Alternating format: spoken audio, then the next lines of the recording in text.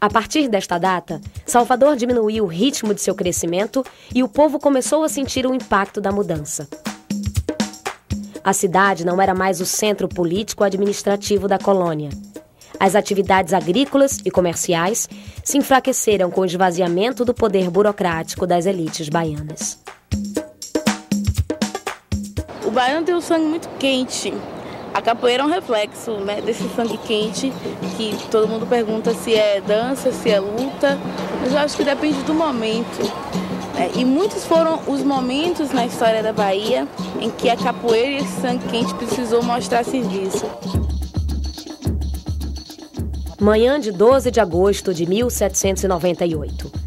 Há uma aglomeração de pessoas no Pelourinho. O que seria? Uma revolução que clamava por liberdade e igualdade entre os homens, fossem eles brancos, pardos ou pretos. Inspirado nos ideais da Revolução Francesa, o movimento entrou para a história com o nome de Revolta dos Alfaiates e teve na composição popular seu principal traço. Na rebelião, soldados, comerciantes e artesãos ampliaram suas bandeiras, incluindo a abolição da escravatura. A violenta repressão deteve o movimento, mas não impediu que fossem lançados os primeiros apelos populares pelo fim da escravidão. Isso foi chamado então de Revolta dos Alfaiates, ou Revolta dos Búzios, ou Conjuração Baiana. Então isso aconteceu em 1798, ou seja, 9 anos após a Revolução Francesa.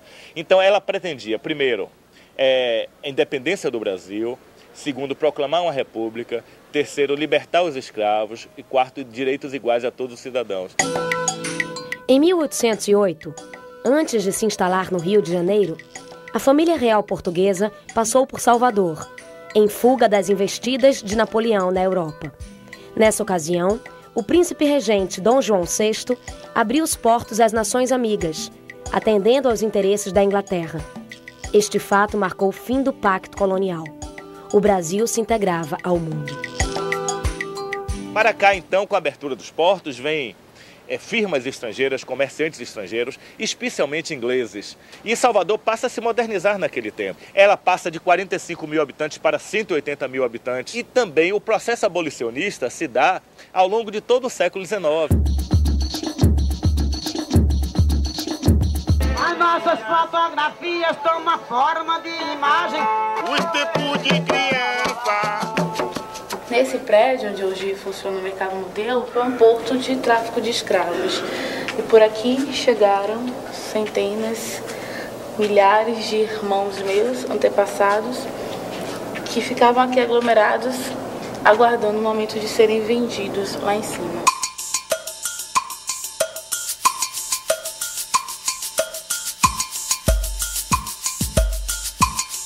Desde os primeiros tempos da colonização, inicia-se o tráfico de escravos para a América.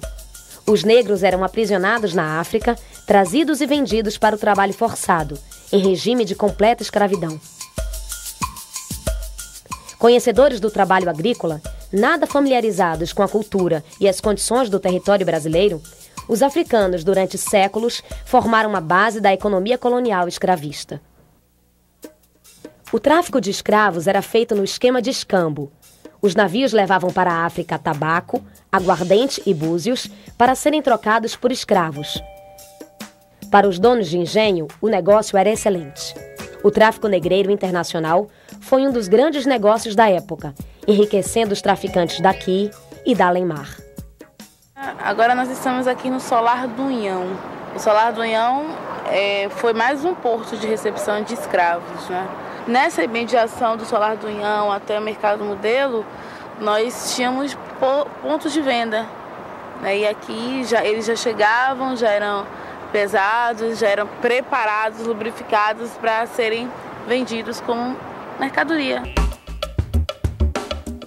Os negros africanos procediam de vários lugares e eram muito diferentes na língua, na cultura e na aparência física. Calcula-se que entre os anos de 1550 e 1850, o tráfico de escravos tenha trazido para a Bahia cerca de 1.200.000 africanos, dos quais 350 mil do Congo e Angola e 850 mil do hemisfério norte, golfos do Benin e de Biafra. Os africanos tinham origens diferentes, igualando-se apenas no sofrimento imposto pela escravidão. O que é que significa pelourinho? Pelourinho é uma coluna que é o símbolo da justiça. Qualquer cidade, qualquer vila, quando ela era instalada, qualquer uma, em Portugal ou qualquer lugar do Brasil, tinha o seu pelourinho. Pelourinho é originalmente o local onde os escravos apanhavam, onde eles ficavam amarrados, né, para sofrer os castigos. E aqui em Salvador existiam vários pelourinhos, né? Na Castro Alves tinha pelourinho, lá embaixo nós estávamos no Mercado Modelo tinha pelourinho.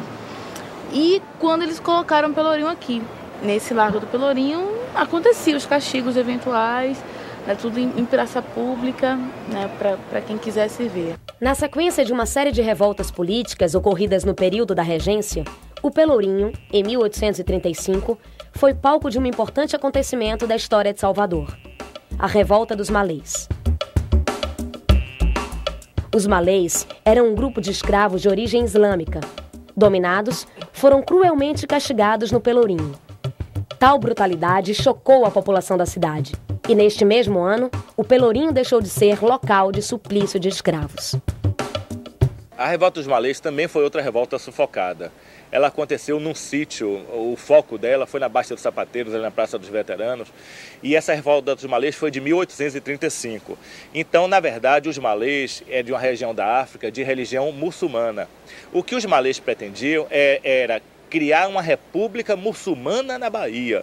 Eles não queriam somente combater os portugueses, mas também combateriam todos os africanos que não fossem muçulmanos. Então, na verdade, é uma revolta pautada, claro, em aspectos políticos, mas fundamentalmente religioso. Existia um grande número de escravos muçulmanos que sabiam falar árabe e que sabiam escrever em árabe. E vinham doceiros, pessoas que vinham comercializar aqui em Salvador e que no meio dos doces ou do acarajé, enfim, escondiam bilhetes e na compra do alimento a pessoa já recebia uma mensagem. Então, muitos foram enforcados, muitos foram mandados de volta para a África, mas não foi derrota, né? Foram vitórias, porque foi avanço, foi através dessas revoltas que nós conseguimos não só a libertação dos escravos, mas também a independência do Brasil. O conjunto arquitetônico colonial que abrigava a elite da cidade de Salvador começou a se tornar um espaço símbolo da luta pela